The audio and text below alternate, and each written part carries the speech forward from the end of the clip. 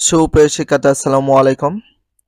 ষষ্ঠ শ্রেণীর বিজ্ঞান 2025 সালের নতুন বইয়ে প্রথম অধ্যায়ে আজকে আমরা প্রথম অধ্যায়ে যে সংক্ষিপ্ত প্রশ্ন উত্তর আছে, গাণিতিক সমস্যা, সৃজনশীল যে প্রশ্ন আছে এগুলো এখন আমরা সমাধান করব বা প্রতিটা উত্তর আমরা তৈরি করেছি। দেখো, সংক্ষিপ্ত প্রশ্নের উত্তর যেটা রয়েছে, 1 নাম্বার যেটা আছে, প্রতিটি কাজে সঠিক পরিমাপ প্রয়োজন কেন? তো প্রতিটা কাজে সঠিক পরিমাপ প্রয়োজন কেন হয়, এটার আমরা সর্বপ্রথম উত্তরটা দেখি। সংক্ষিপ্ত প্রশ্ন উত্তর 1 নম্বরের উত্তর, দৈনন্দিন জীবনে আমরা প্রত্যেকটি কাজেই সঠিক পরিমাপের প্রয়োজনীয়তা অনুভব করি। যেমন বাজার থেকে চাল কিংবা ডাল কিনতে, জামা কাপড় তৈরি করতে কিংবা সময় মতো ক্লাস শুরু ও শেষ করতে আমাদের যথাযথ পরিমাপ দরকার। সঠিক পরিমাপ ব্যতীত একটি শ্রেণীকক্ষে কয় জোড়া টেবিল বেঞ্চ রাখা যাবে? বাড়ির নির্দিষ্ট সীমানার মধ্যে কয়টি ঘর তৈরি করা যাবে? এমনকি কোনো কক্ষের আকৃতি কী রকম হবে তা বলা মুশকিল। এছাড়া তরকারি রান্নার সময় পরিমাণ মতো বিভিন্ন প্রকার মশলা ব্যবহার করা খুবই জরুরি। জীবন বাঁচানোর যে ওষুধ তাও তৈরি করতে হয় পরিমাণ মতো এবং খেতেও হয় পরিমাণ মতো। এক কথায় দৈনন্দিন জীবনে প্রায় প্রতিটি কাজেই সঠিকভাবে করার জন্য সঠিক পরিমাপের প্রয়োজন। এটা হচ্ছে 1 নম্বর প্রশ্নের উত্তর। 2 নম্বর কোশ্চেনটা কি আছে দেখো, মৌলিক একক কি কি?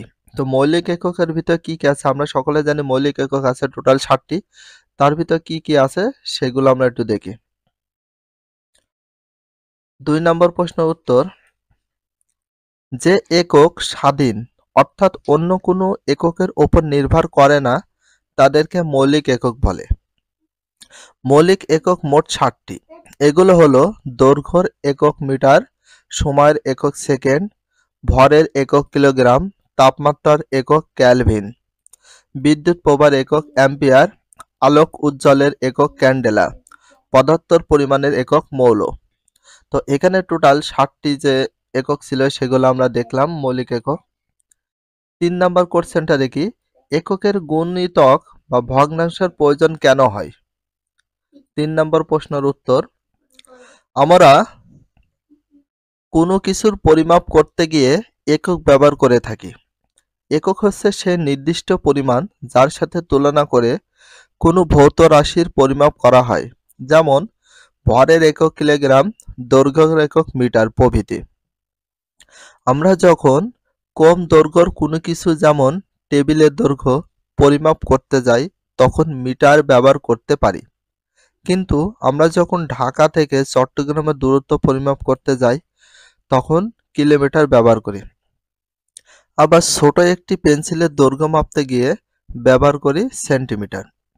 এখানে কিলোমিটার ও সেন্টিমিটার যথাক্রমে মিটারের গুণিতক ও মিটারের ভগ্নাংশ, কারণ 1 কিলোমিটার সমান 1000 মিটার। আবার 1 সেন্টিমিটার সমান,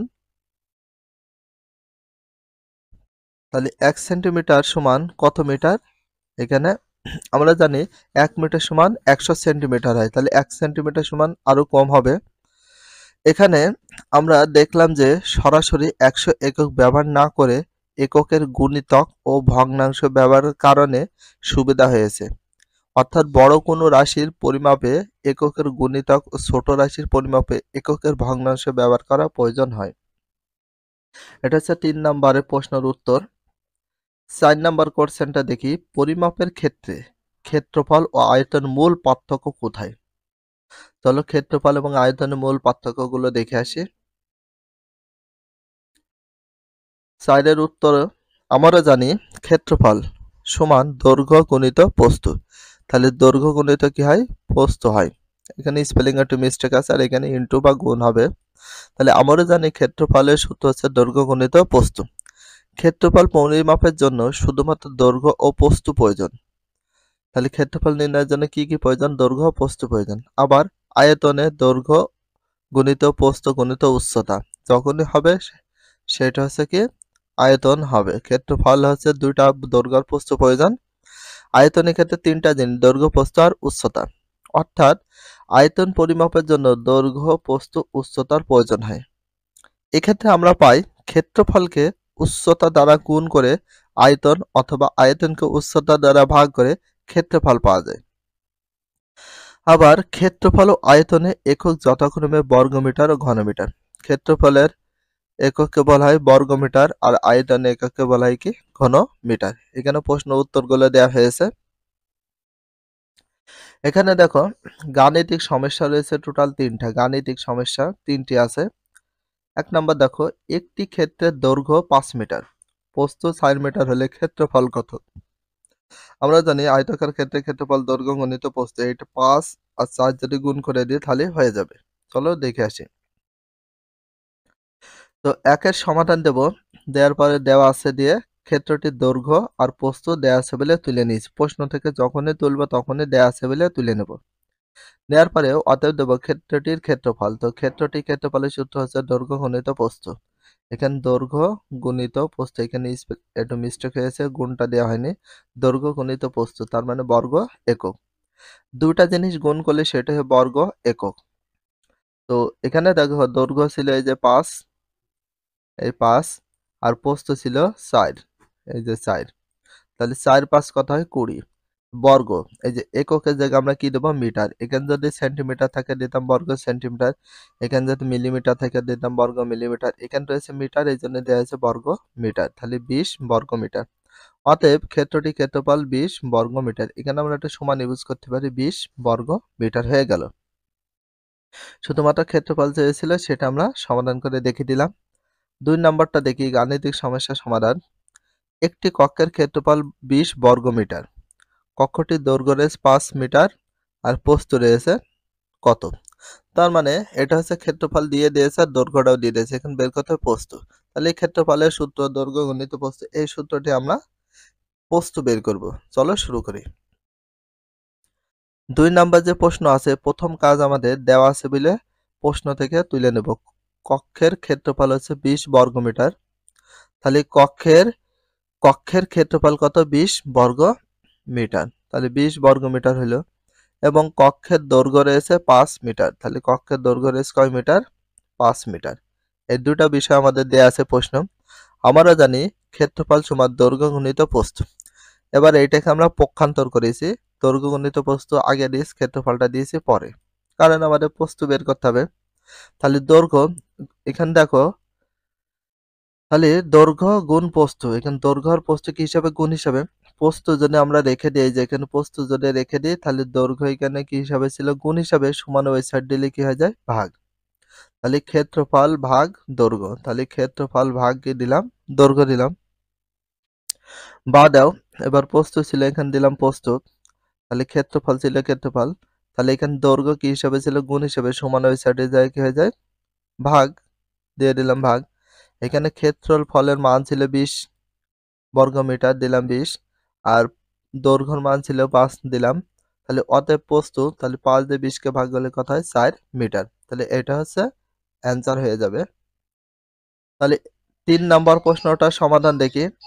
একটি বাক্স 20 সেন্টিমিটার লম্বা এবং 10 সেন্টিমিটার প্রস্থ এবং 5 সেন্টিমিটার উঁচু বা উচ্চতা। 100 খানা বাক্সের আয়তন কত সেটা তোমাদের বের করতে হবে। একটি বাক্সর 20 সেন্টিমিটার লম্বা, 10 সেন্টিমিটার প্রস্থ, 5 সেন্টিমিটার উঁচু। উঁচু বলতে উচ্চতা, প্রস্থ বলতে প্রস্থ, লম্বা বলতে দৈর্ঘ্য। তাহলে এখানে দেখো 3 নম্বর প্রশ্নের সমাধানটা আমরা করি। ফার্স্টে দেওয়া আছে, দিয়ে কমা দেব, দিয়ে বাক্সটির দৈর্ঘ্য 20 সেন্টিমিটার, প্রস্থ 10 সেন্টিমিটার এবং উচ্চতা 5 সেন্টিমিটার। এগুলো প্রশ্ন থেকে আমরা সর্বপ্রথম কি করব? তুলে নেব। এখানে আমরা ইকুয়াল দিতে পারি। অতএব একটি বাক্সের আয়তন, আয়তনের সূত্র হচ্ছে দৈর্ঘ্য গুণিত প্রস্থ গুণিত উচ্চতা। এখানে গুণটা দেওয়া হয়নি, মিস্টেক হয়েছে, তোমরা দিয়ে নিও। তাহলে দৈর্ঘ্য ছিল দেখো 20 মিটার, দৈর্ঘ্য 20, প্রস্থ রয়েছে 10, উচ্চতা রয়েছে 5। টোটাল এইগুলো গুণ করে হচ্ছে 1000 ঘন সেন্টিমিটার, কারণ তিনটা জিনিস যখনই গুণ করব তখন হয়ে যাবে ঘন একক। আর সেন্টিমিটার ছিল সেন্টিমিটার, তাহলে 1000 একক সেন্টিমিটার, 1000 ঘন একক সেন্টিমিটার, 1000 ঘন সেন্টিমিটার দিয়ে দেব। একটি বাক্সের আয়তন পেয়ে গেছে এত, তাহলে 100 খানা বাক্সের আয়তন।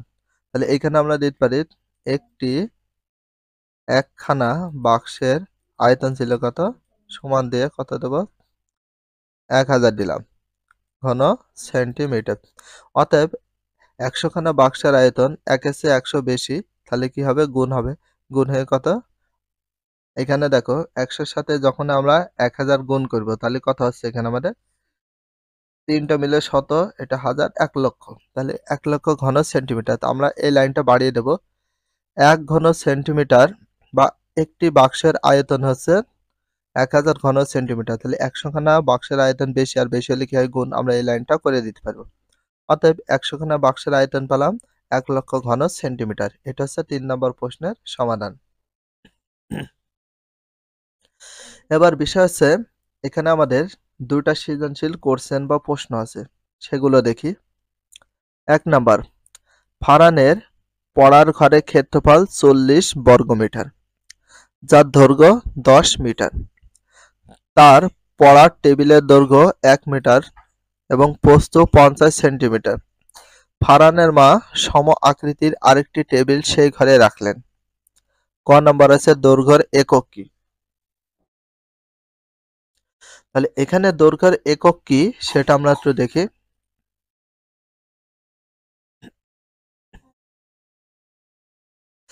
তাহলে সৃজনশীল প্রশ্নের উত্তরে আমরা 1 নম্বর প্রশ্ন উত্তরটা লিখে নিয়েছি। ক নম্বর উত্তর, দৈর্ঘ্যের একক হচ্ছে কি? মিটার। এক কথা উত্তর দিয়ে দেব। দৈর্ঘ্যের একক কি? দৈর্ঘ্যের একক হচ্ছে মিটার। খ নম্বর প্রশ্নটা পড়ি। পরিমাপের প্রয়োজন হয় কেন? খ নম্বর উত্তর, আমাদের দৈনন্দিন জীবনে পরিমাপের প্রয়োজনীয়তা অপরিসীম। কারণ জীবন ধারণের জন্য প্রতিনিয়তই আমাদেরকে বিভিন্ন জিনিসের আদান প্রদান করতে হয়। যেমন কেনাকাটা, কোনো কিছুর পরিমাণ নির্ণয় করা, এমনকি বৈদেশিক বাণিজ্যের ক্ষেত্রেও পরিমাপের প্রয়োজন।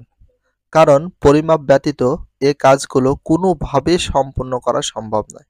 অর্থাৎ দৈনন্দিন জীবনে বিভিন্ন কাজ যথাযথভাবে সম্পূর্ণ করতে পরিমাপের প্রয়োজন হয়। এটা হচ্ছে খ নম্বর প্রশ্নের উত্তর গেল।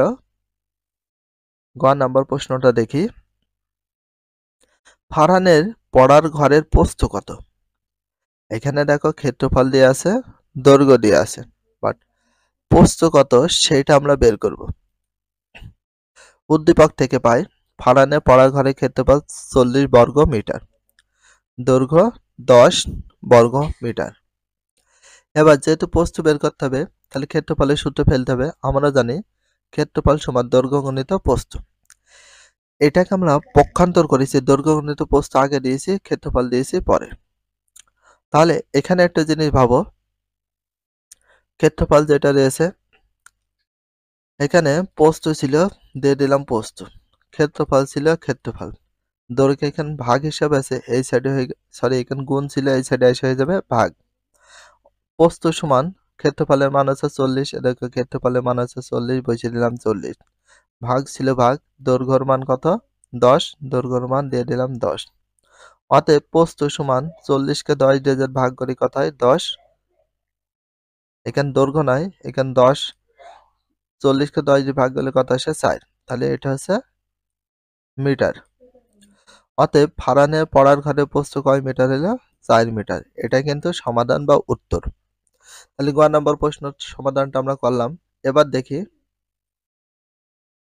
ঘ নম্বর, টেবিল দুইটি রাখার পর ঘরে কতটুকু জায়গা ফাঁকা থাকবে?